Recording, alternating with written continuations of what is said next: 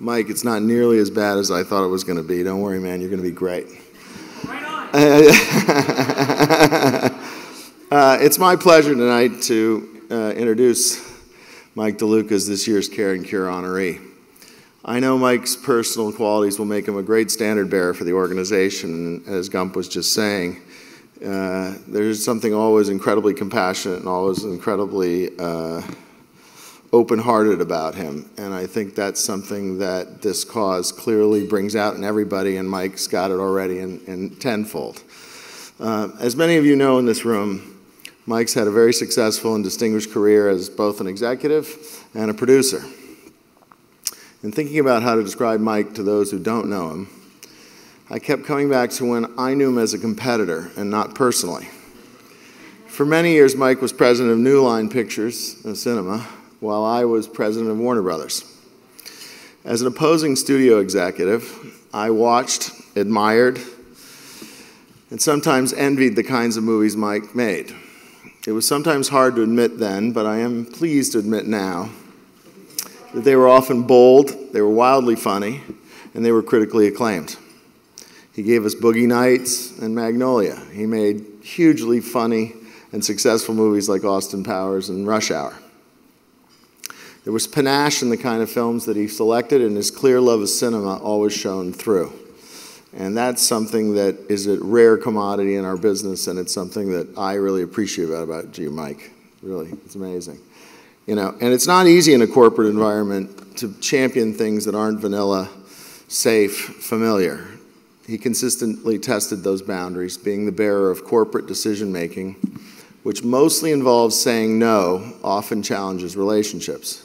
For me, one of the most remarkable things about Mike as an executive is how clearly loved, appreciated, and respected he was, and still is by talent agents and, like myself, rival studio executives. Mike doesn't know it, but he often motivated my creative choices. You know, there was always something going on. There were new people coming to the fore, and it was always inspiring, and I was always sort of looking at it and going, well, how can I steal that guy from him, and how can I find that guy? And one guy in particular was that Mike championed was Mark Wahlberg, which, you know, I've enjoyed, and I'm just yesterday started the 6th movie with Mark, so I have a lot to thank you for, Mike. That ability to transition unique talent from music to movies is the kind of vision I often saw Mike make. And as a producer, he's carrying that forward.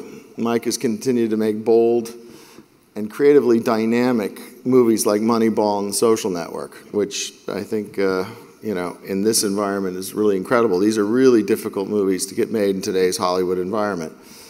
And they're a tribute to his ability to push the boundaries of what's possible, creatively and financially. And making unusual movies successfully keeps the door open for everybody in Hollywood to make interesting things and make better movies. And I'm looking forward to seeing what he comes up with next. But that's probably enough about Mike as a movie maker. Mike's a great guy. Over the years I've gotten to know him. He is warm, caring, and a lot of fun. Always a lot of fun. I'm always amazed that he's always got a smile and always seems to be having a good time. I don't know quite how you do it. In the face of a job that often breeds enemies, he manages to pull it off and have only friends, many of whom are here tonight to honor him.